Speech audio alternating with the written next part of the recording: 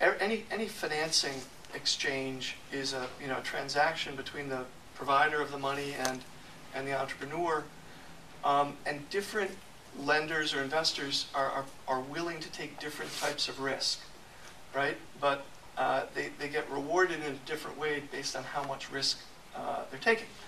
So, lenders, they usually require assets or a pretty well-proven track record to get going. It's the angel and venture capitalists that will just take a naked risk on the business. So that's the good news. You don't need assets, and you don't necessarily need a track record for your business, and you don't even necessarily need a track record as an entrepreneur. The bad news is, because this is such an unlimited risk that they're taking, they only take this risk when they see a very large reward being possible. So this means that typically they won't invest in companies unless they have the potential to grow in a really dramatic way. And unfortunately, this means a lot of businesses that can be very profitable for the owners and create a lot of jobs in the community and transform neighborhoods don't have that kind of growth, right? So you often hear about venture capitalists being associated with technology companies. That's because if the technology works, then millions of people can participate in it. It grows very quickly. Service businesses and businesses that are constrained geographically, work only in a neighborhood, are less likely to be appealing. So Garrett, you would say that, so it's low risk, so you would say the banks are here? Yes. Because they're not willing to take a lot of risk? So you would say that you as a venture capitalist? Venture capital and angel investors' highest risk.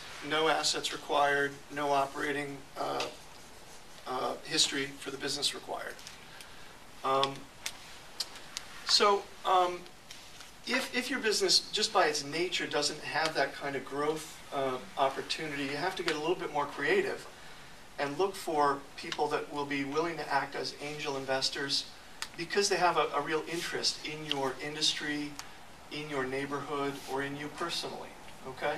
So, the first step for every entrepreneur is to think about their relatives, their friends, their classmates from school, people in the neighborhood who might be willing to back their business. If you can't think of somebody in your personal kind of trusted network, one of the things that I think is a way to get creative is think about businesses that are very similar to your own business and approach them and ask them where they got their first funding.